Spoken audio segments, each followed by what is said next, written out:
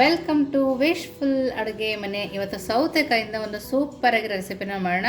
ತುಂಬ ಹೆಲ್ದಿಯಾಗಿ ಕೂಡ ಇರುತ್ತೆ, ಎಲ್ರಿಗೂ ಇಷ್ಟ ಆಗುತ್ತೆ. ಆ ಥರ ಮಾಡೋಣ. ಹೇಗೆ ಮಾಡೋದು ಅಂತ ನೋಡೋಣ ಬನ್ನಿ. ನಾವು ಮೊದಲಿಗೆ ಸೌತೆಕಾಯಿದ ಹಿಂದೆ ಭಾಗ ಮತ್ತು ಮುಂದೆ ಭಾಗನ ತಕ್ಕೊಳ್ಳೋಣ. ನೀಟಾಗಿ ಸಿಪ್ಪೆನ ಎರ್ಕೋಬೇಕು. ನೋಡಿ ಈ ಥರ. ನಮಗಿಲ್ಲಿ 3 ಸೌತೆಕಾಯಿ ಬೇಕಾಗಲ್ಲ, 2 ಸೌತೆಕಾಯಿ ಸಾಕಾಗುತ್ತೆ. ನಿಮಗೆ ಎಷ್ಟು ಸೌತೆಕಾಯಿ ಬೇಕೋ ಅಷ್ಟು ಸೌತೆಕಾಯಿನ ನೀವು ತೊಗೋಬೋದು.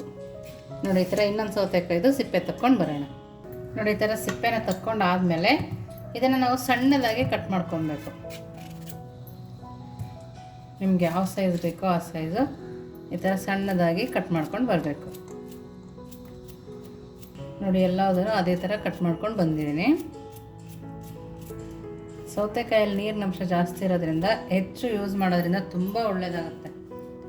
ಮಕ್ಕಳಿಗೆ ಕೂಡ ನೀರು ಕಡಿಮೆ ಕುಡಿತಾರಲ್ಲ, ಸೌತೆಕಾಯಿ ಕೊಟ್ಟರೆ ಆರೋಗ್ಯ ಕೂಡ ಒಳ್ಳೆಯದು.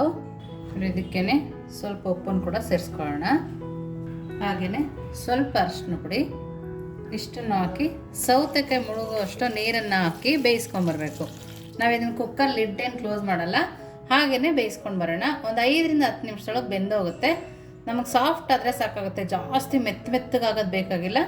ಮೀಡಿಯಮ್ ಆಗಿ ಬೇಯಿಸ್ಕೊಂಡು ಬರೋಣ. ನೋಡಿ ನಮ್ಮ ಸೌತೆಕಾಯಿ ಬೇಯೋ ಅಷ್ಟರೊಳಗೆ ಒಂದು ಮಸಾಲನ ರೆಡಿ ಮಾಡ್ಕೊಳ್ಳೋಣ.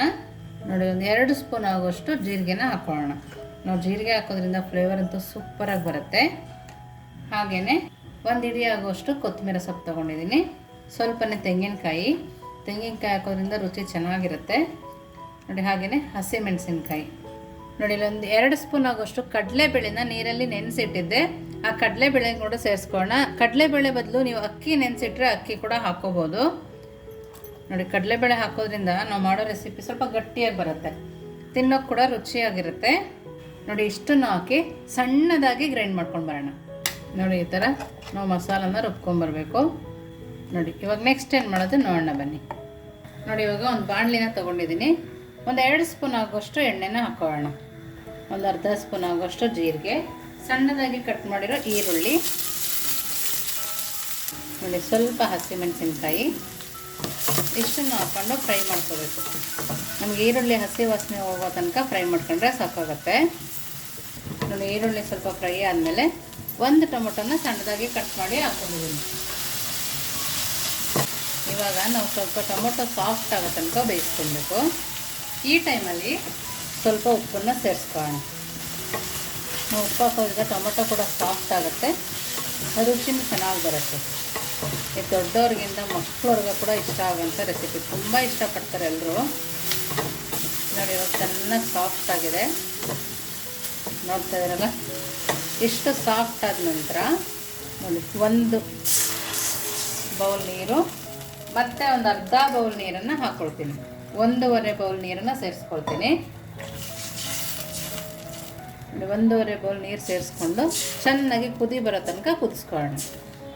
ನೋಡಿ ಈ ಥರ ಕುದಿತಿರೋ ಟೈಮಲ್ಲಿ ಸ್ವಲ್ಪ ಕೊತ್ತಂಬರಿ ಸೊಪ್ಪನ್ನು ಹಾಕೋಣ. ನೋಡಿ ಈ ಥರ ನೀರು ಚೆನ್ನಾಗಿ ಕುದಿಯುವಾಗ 1/4 ಕಪ್ ಆಗೋಷ್ಟು ರಾಗಿ ಹಿಟ್ಟನ್ನು ಹಾಕೋಬೇಕು.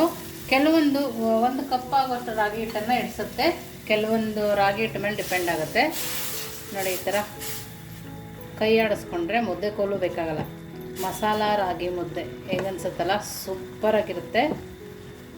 ತಿನ್ನೋ ಕೂಡ ರುಚಿಯಲ್ಲಿ ಕೂಡ ಅದ್ಭುತವಾಗಿರುತ್ತೆ. ನೋಡಿ ಈ ಥರ ಮೀಡಿಯಮ್ ಫ್ಲೇಮಲ್ಲಿ ಇಟ್ಟು ನಾವು ರಾಗಿ ಹಿಟ್ಟು ಹಾಕಿದ್ವಲ್ಲ ಅದನ್ನು ನೀಟಾಗಿ ಬೇಯಿಸ್ಕೊಂಬರ್ಬೇಕು. ನೋಡಿ ಈ ಥರ ನೀಟಾಗಿ ಕೈ ಆಡಿಸಿ ಒಂದು 5 ನಿಮಿಷ ಮೀಡಿಯಮ್ ಫ್ಲೇಮಲ್ಲಿಟ್ಟು ಬೇಯಿಸ್ಕೊಂಡು ಬರೋಣ. ನೋಡಿ ಚೆನ್ನಾಗಿ ತಿರುಗಿಸ್ಕೊಂಬರ್ಬೇಕು. ನಮಗೆ ರಾಗಿ ಹಿಟ್ಟು ಬೇಯಲಿಲ್ಲ ಅಂದರೆ ಹಸಿ ಅಂತ ಸಿಗುತ್ತೆ, ಆವಾಗ ರುಚಿನೂ ಇರಲ್ಲ, ಆರೋಗ್ಯ ಕೂಡ ಒಳ್ಳೆಯದಲ್ಲ. ಅದು ನಮಗೆ ಈ ಥರ ತಿರುಗಿಸುವಾಗಲೇ ಗೊತ್ತಾಗುತ್ತೆ ರಾಗಿ ಹಿಟ್ಟು ಬೆಂದಿದೆಯಾ ಬೆಂದಿಲ್ವ ಅಂಥೇಳಿ. ಈ ಥರ ಕೈ ಆಡಿಸ್ಕೊಬೇಕು ನೀಟಾಗಿ. ಒಂದು 3 ನಿಮಿಷ ಲಿಡ್ಡನ್ನು ಕ್ಲೋಸ್ ಮಾಡಿ ಬೇಯಿಸ್ಕೊಳ್ಳೋಣ. ನೋಡಿ 3 ನಿಮಿಷ ಆಗಿದೆ. ನೋಡಿ ಚೆನ್ನಾಗಿ ಬೆಂದಿದೆ ಅಲ್ಲ. ನೋಡಿ ಇವಾಗ ಒಂದು ಸರಿ ಕೈ ಆಡಿಸ್ಕೊಂಡು ಕೆಳಗಡೆ ಒಂದು ಸ್ವಲ್ಪನೂ ಅಂಟಲ್ಲ, ಅಷ್ಟು ಚೆನ್ನಾಗಿ ಬರುತ್ತೆ. ಮಸಾಲ ರಾಗಿ ಮುದ್ದೆ ನೋಡ್ತಾ ಇದ್ರೇ ಬಾಯಲ್ಲಿ ನೀರು ಬರುತ್ತೆ, ಅಷ್ಟು ರುಚಿಯಾಗಿರುತ್ತೆ. ನಾವು ಲಿಡ್ಡು ಓಪನ್ ಮಾಡಿ ಒಂದು 3 ನಿಮಿಷ ಈ ಥರ ತಿರುಗಿಸ್ಕೊಂಡ್ರೆ ಚೆನ್ನಾಗಿ ಬೆಂದಿರುತ್ತೆ ರಾಗಿ ಹಿಟ್ಟು. ನೋಡಿ ಇವಾಗ ಸ್ಟವನ್ನು ಆಫ್ ಮಾಡಿ ಲಿಡ್ಡನ್ನು ಕ್ಲೋಸ್ ಮಾಡಿ ಇದನ್ನು ಪಕ್ಕಕ್ಕಿಟ್ಟು ಸೌತೆಕಾಯಿ ಬೇಕಿಟ್ಟಿದ್ವಲ್ಲ ಅದೇನಾಗಿದೆ ನೋಡೋಣ ಬನ್ನಿ. ನೋಡಿ ಸೌತೆಕಾಯಿ ಕೂಡ ಬೆಂದು ರೆಡಿ ಇದೆ. ನೋಡ್ತಾ ಇರಲ್ಲ, ಈ ಥರ ಬೆಂದರೆ ಸಾಕು ನೋಡಿ. ಇವಾಗ ನೆಕ್ಸ್ಟ್ ಏನು ಮಾಡೋದು ನೋಡೋಣ ಬನ್ನಿ. ನೋಡಿ, ಒಂದು ಪಾತ್ರೆ ತೊಗೊಂಡು 2 ಸ್ಪೂನ್ ಆಗೋಷ್ಟು ಎಣ್ಣೆನ ಸೇರಿಸ್ಕೊಂಡಿದ್ದೀನಿ. ಸ್ವಲ್ಪ ಎಣ್ಣೆ ಕಾಯ್ದ್ಮೇಲೆ ಒಂದು ಅರ್ಧ ಸ್ಪೂನ್ ಆಗೋಷ್ಟು ಸಾಸಿವೆ, ಹಾಗೆಯೇ ಕರಿಬೇವಿನ ಸೊಪ್ಪು ಕೂಡ ಸೇರಿಸ್ಕೊಳ್ತಾ ಇದ್ದೀನಿ. 2 ಚಿಟಪಟ ಅನ್ನಬೇಕು ನೋಡಿ. 2 ಸಿಡಿದ ನಂತರ ಈರುಳ್ಳಿನ ಕಟ್ ಮಾಡಿ ಹಾಕ್ಕೊಂಡಿದ್ದೀನಿ. ಈ ಥರ ಉದ್ದು ಕಟ್ ಮಾಡಿ ಹಾಕ್ಕೋಬೇಕು. ನಾನಿನ್ನು 2 ಈರುಳ್ಳಿನ ಹಾಕ್ಕೊಂಡಿದ್ದೀನಿ. ಈರುಳ್ಳಿ ಬೇಡ ಅನ್ನೋ ಸ್ಕಿಪ್ ಕೂಡ ಮಾಡ್ಬೋದು, ಬಟ್ ಈರುಳ್ಳಿ ಸಿಕ್ಕರೆ ತುಂಬಾ ಚೆನ್ನಾಗಿರುತ್ತೆ ರುಚಿ. ನಮ್ಗೆ ಈರುಳ್ಳಿ ಚೆನ್ನಾಗಿ ಬೇಯಬೇಕು ಅಂತ ಏನಿಲ್ಲ, ಈರುಳ್ಳಿ ಹಸಿ ವಾಸನೆ ಹೋದರೆ ಸಾಕು. ಈ ಥರ ಬಿಡಿ ಬಿಡಿಯಾಗಿ ಕಲರ್ ಚೇಂಜ್ ಆಗುತ್ತೆ ನೋಡಿ, ಅಷ್ಟು ಮಾಡಿಕೊಂಡ್ರೆ ಸಾಕು ನೋಡಿ. ಈ ಥರ ಬಿಡಿ ಬಿಡಿಯಾಗಿ ಬೆಂದಿದೆ ಅಲ್ಲ, ಇಷ್ಟಾದಮೇಲೆ ನಾವು ಮಸಾಲೆ ರುಬ್ಕೊಂಡ್ಬಂದ್ವಲ್ಲ ಅದನ್ನು ಹಾಕ್ಕೊಂಡು, ಬಾಯಿಗಂತೂ ತುಂಬಾ ರುಚಿ ಕೊಡುತ್ತೆ. ದಿಢೀರಾಗಿ ಕೂಡ ಮಾಡ್ಕೋಬೋದು.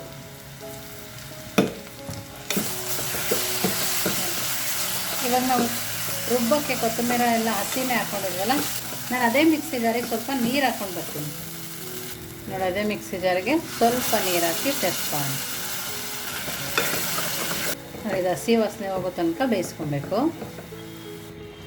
ನೋಡಿ. ಕುದಿಯೋಕ್ಕೆ ಸ್ಟಾರ್ಟ್ ಆಗಿ ಸ್ವಲ್ಪ ಹಸಿ ವಾಸನೆ ಹೋದ ತಕ್ಷಣ ನಾವು ಬೇಯಿಸಿಟ್ಕೊಂಡಿದ್ವಲ್ಲ ಸೌತೆಕಾಯಿ ನೀರಿನ ಸಮೇತ ಹಾಕೋಬೇಕು ನೋಡಿ. ಈ ಥರ ನೋಡಿ, ಈ ಥರ ಹಾಕ್ಕೊಂಡಾಗ ಸೌತೆಕಾಯಿಗೂ ಮಸಾಲೆ ಎಲ್ಲ ಹಿಡಿಯುತ್ತೆ ನೋಡಿ. ಇಷ್ಟು ಹಾಕ್ಕೊಂಡು ರುಚಿ ನೋಡಿ ನೀವು ಉಪ್ಪನ್ನು ಸೇರಿಸ್ಕೊಬೋದು ನೋಡಿ. ಇವಾಗಲೇ ಉಪ್ಪನ್ನು ಸೇರಿಸ್ಕೊಳ್ತಾ ಇದ್ದೀನಿ ನೋಡಿ. ಈ ಥರ ಕೈ ಆಡಿಸ್ಕೊಂಡು ಮೀಡಿಯಮ್ ಫ್ಲೇಮಲ್ಲಿಟ್ಟು ಚೆನ್ನಾಗಿ ಕುದಿಸ್ಕೊಂಬರೋಣ. ಇದು ಕುದಿಯೋ ಅಷ್ಟರೊಳಗೆ ನೆಕ್ಸ್ಟ್ ಏನು ಮಾಡೋದು ನೋಡೋಣ ಬನ್ನಿ. ನೋಡಿ, ನಾನಿಲ್ಲಿ ಒಂದು ಅರ್ಧ ಲೀಟ್ರ್ ಆಗೋಷ್ಟು ಹಾಲನ್ನ ತೊಗೊಂಡಿದ್ದೀನಿ. ಗಂಟಿಲ್ಲದೆ ಇರೋ ಥರ ಚೆನ್ನಾಗಿ ಮಿಕ್ಸ್ ಮಾಡ್ಕೊಬೇಕು. ನಿಮ್ಗೆ ಆದರೆ ಮಿಕ್ಸಿನಲ್ಲಿ ಮಾಡ್ಕೊಬೋದು. ಈ ಥರ ಒಂದು ಚೂರು ಗಂಟಿಲ್ಲದೆ ಇರೋ ಥರ ನಾವು ಇದನ್ನು ಬೀಟ್ ಮಾಡ್ಕೊಳ್ಳೋಣ ನೋಡಿ. ಈ ಥರ ಯಾವ ಥರ ಕ್ರೀಮ್ ಆಗಿದೆ ನೋಡಿ, ಈ ಥರ ಕ್ರೀಮಿ ಥರ ಬರಬೇಕು ನೋಡಿ. ಇಷ್ಟಾದಮೇಲೆ ನಿಮಗೆ ಎಷ್ಟು ಬೇಕೋ ಅಷ್ಟು ನೀರನ್ನು ಸೇರಿಸ್ಕೋಬೋದು ನೋಡಿ. ನಾನೊಂದು ಅರ್ಧ ಗ್ಲಾಸ್ ಆಗುವಷ್ಟು ದೊಡ್ಡ ಗ್ಲಾಸಲ್ಲಿ ನೀರನ್ನು ಹಾಕಿದ್ದೀನಿ. ಇದನ್ನು ಮಿಕ್ಸ್ ಮಾಡಿ ನೋಡಿ. ಇವಾಗ ಇದನ್ನು ಪಕ್ಕಕ್ಕೆ ಎತ್ತಿಟ್ಕೊಳ್ಳೋಣ. ಮಜ್ಜಿಗೆ ರೆಡಿ ಇದೆ. ಇದನ್ನು ಪಕ್ಕಕ್ಕೆ ಎತ್ತಿಟ್ಟು ನೆಕ್ಸ್ಟ್ ಏನು ಮಾಡೋದು ನೋಡೋಣ ಬನ್ನಿ. ನೋಡಿ, ನಾವು ಮುದ್ದೆದು ಮುಚ್ಚಿಟ್ಟಿದ್ವಲ್ಲ ಅದು ಕೂಡ ಹಬೆನಲ್ಲಿ ಚೆನ್ನಾಗಿ ಬೆಂದಿರುತ್ತೆ ನೋಡಿ. ಇವಾಗ ಇನ್ನೊಂದು ಸರಿ ಈ ಥರ ತಿರುಗಿಸ್ಕೊಂಡ್ರೆ ಸಾಕು ನೋಡಿ. ಇವಾಗ ಇದನ್ನು ಕೆಳಗಡೆಗೆ ಒಂದು ಸ್ವಲ್ಪ ನೀರನ್ನು ಸರುಕೊಂಡು ಇದನ್ನು ಹಾಕೋಣ ನೋಡಿ. ನೋಡಿ, ಇವಾಗ ಒಂದು ಗಂಟು ಇಲ್ಲ ನೋಡಿ. ನಿಮ್ಗೆ ಎಷ್ಟು ಸೈಜ್ ಬೇಕೋ ಅಷ್ಟು ಸೈಜಲ್ಲಿ ನೀವು ಇದನ್ನು ಕಟ್ಕೋಬೋದು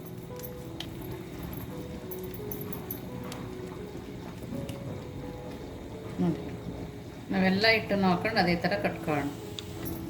ನೋಡ್ತಾ ಇದ್ದೀರಲ್ಲ, ಸೂಪರಾಗಿದೆ ಮುದ್ದೆ ಮಾತ್ರ. ಒಂಚೂರು ಗಂಟಿಲ್ಲ, ಮತ್ತು ಕೈ ಕೂಡ ಒಂದು ಸ್ವಲ್ಪನೂ ಅಂಟುತ್ತಾ ಇಲ್ಲ ಕಟ್ಟುವಾಗ ನೋಡಿ. ಈ ಥರ ಒಂದು ಚೂರು ಅಂಟಿಲ್ಲ ನನಗೆ. ಆ ಥರ ಇದ್ದರೆ ಮುದ್ದೆ ಪರ್ಫೆಕ್ಟಾಗಿ ಬೆಂದಿರುತ್ತೆ ನೋಡಿ. ಮುದ್ದೆ ರೆಡಿ ಇದೆ. ಇನ್ನು ಕುದಿಯೋಷ್ಟರೊಳಗೆ ಮುದ್ದೆ ತಣ್ಣಗಾಗಬಾರ್ದು ಅಂತ ಒಂದು ಹಾಟ್ ಬಾಕ್ಸಿಗೆ ಹಾಕಿ ಎತ್ತಿಟ್ಕೊಬಿಡೋಣ